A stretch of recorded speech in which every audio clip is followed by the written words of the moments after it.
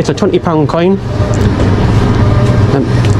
Never seen them in my life. So it's from the Royal Mint, so the same place that all legal tender comes from. Have you got any other means of payment at the minute? I don't know. Right. Can I ask why you didn't tell me before you started recording?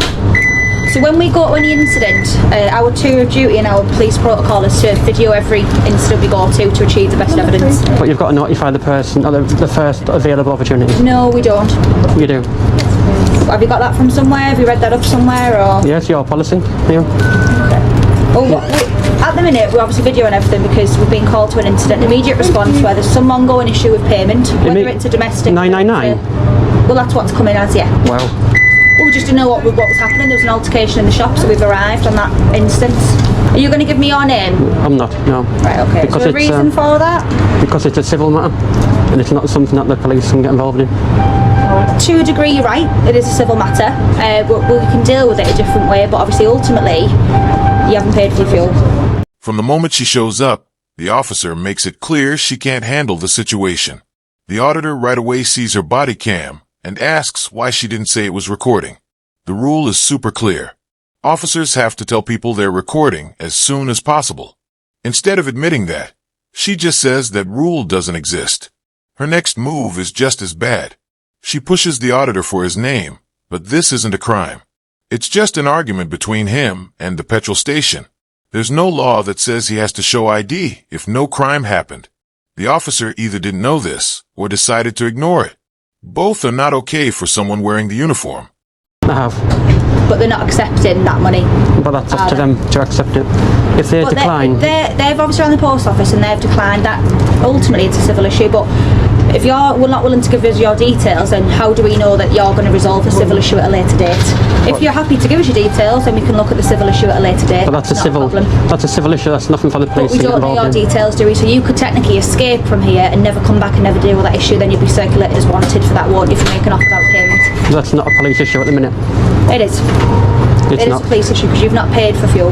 So there's still an offence there of that you've not paid for your fuel. But I have paid. I've gave them... But you've gave them this coin, yeah, which ultimately they've spoke to the post office and they've decided that it's not a reasonable amount of payment for your fuel. So at the minute we're sort of hands are tied, yeah, agree with you on a certain instance of that, but we still need a solution today whether we take your details and we deal with it at a later date. Out of her own mouth, the officer admits it's a civil problem, then tries to make up a power to ask for ID, saying it's so they can sort it later. That's not how police work.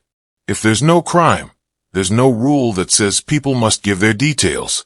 She can't turn a private payment fight into a police ID check just because the shop is annoyed. When she said you could be put on a wanted list, it was just bluffing. Wanted lists are only for real crimes. Things like suspects, warrants, or skipping court, not civil arguments.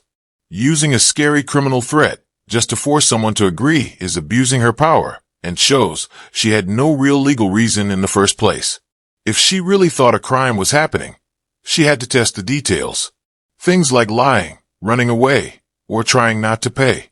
But here the auditor stayed, tried to pay, and only argued about how to pay. That's clearly a civil issue. So basically, he's trying to pay with this.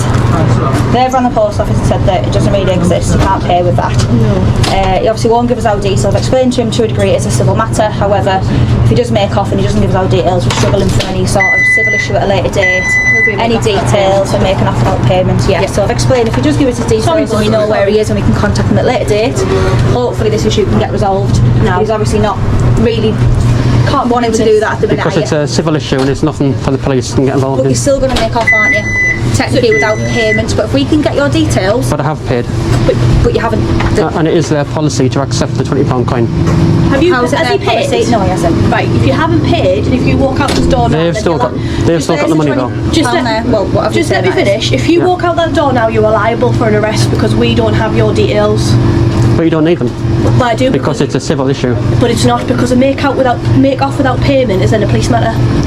The second officer walks in and makes it even worse, jumping right to threats of arrest. That's just silly. The auditor was still in the shop, wasn't trying to leave, and was openly arguing about the payment. There was no running off without paying, because he hadn't even gone out the door and wasn't planning to avoid paying. What makes her threat look even weaker is that the auditor had already tried to pay with a 20 Royal Mint coin, but the cashier refused it. That alone kills any idea that he didn't want to pay. Under the Theft Act, both leaving and trying to dodge payment must happen. None of that happened here. By twisting it into a crime, just because she couldn't get his details, the officer showed she didn't understand the law at all. So if you walk out that door now, If you walk out that door now, you'll be getting arrested for making off without payment.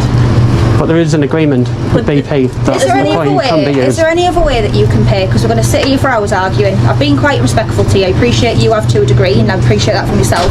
You haven't been argumentative with me, and I appreciate that you've been a normal human being. However, we need I don't intend to. No, I know you appreciate that. If you can pay for the fuel now by other means, then that's fair enough. It'll be the end of the matter. Or if you can give us your details, and we can deal with it at a slower time, we can offer you that. But if you're not willing to do either any, then we're struggling with what we have left to do. Because we can't let you walk out that door without paying. But we don't know where you live. You might not even be from around here. I'm not saying you are, but you know what I mean. We have people where they'll make off and then they won't give us our details, and then we're going to struggle. I'm still going to have that £20 of fuel, unfortunately, with this BP garage outstanding. Which car is it?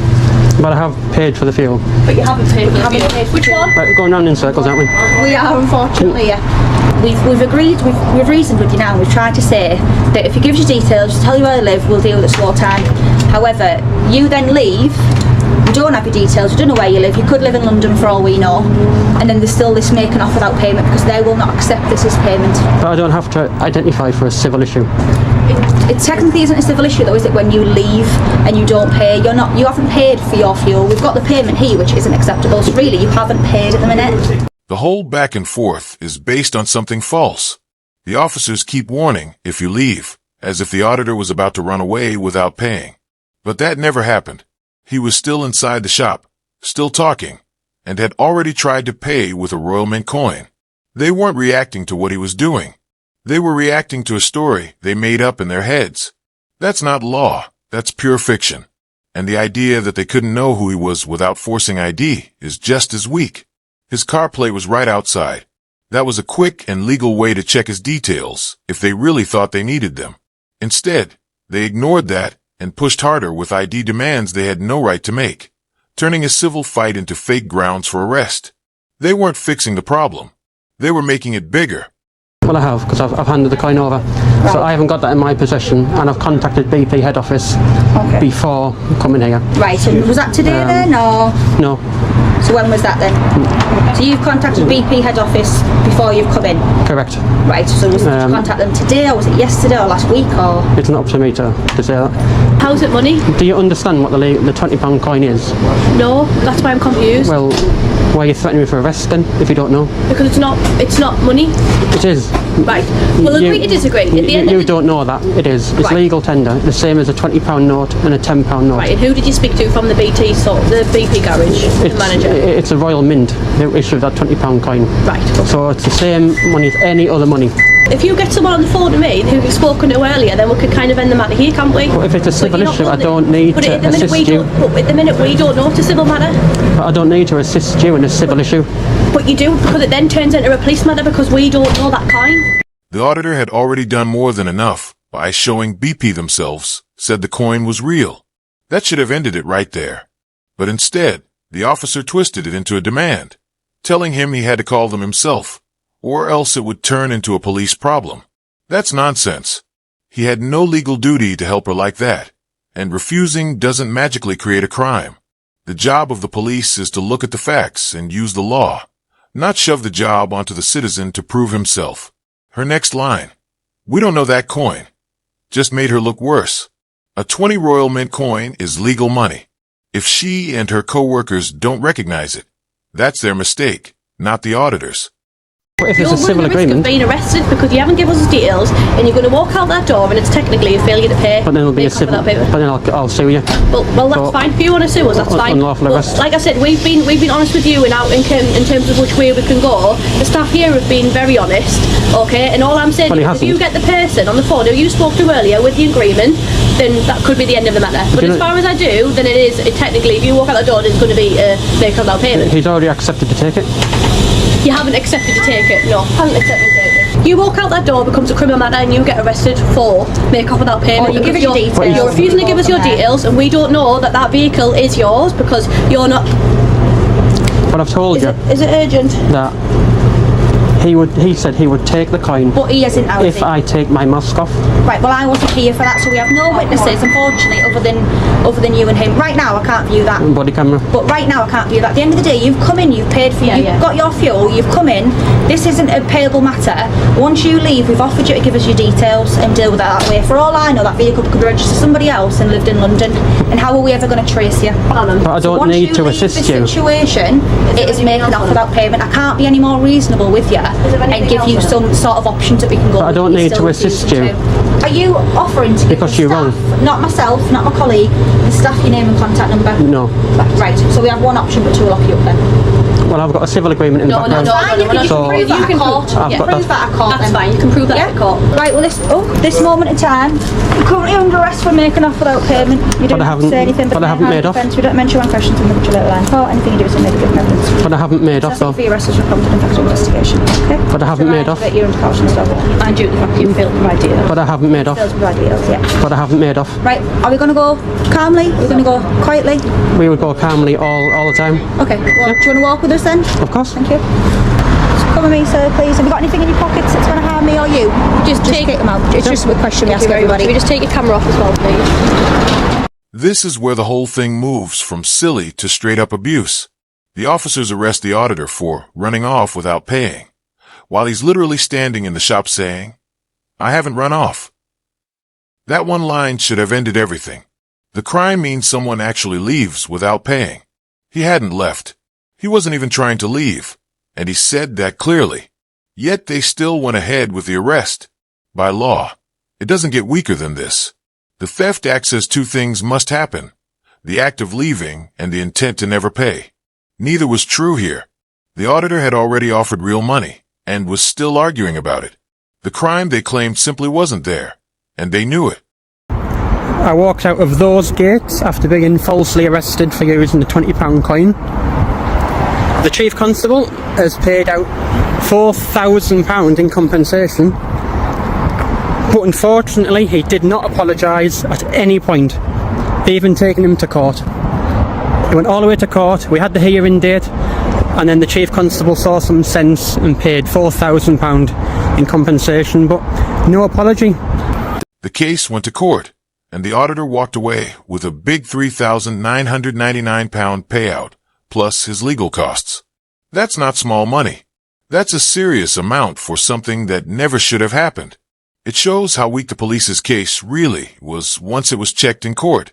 They knew they couldn't win, so they had no choice but to settle.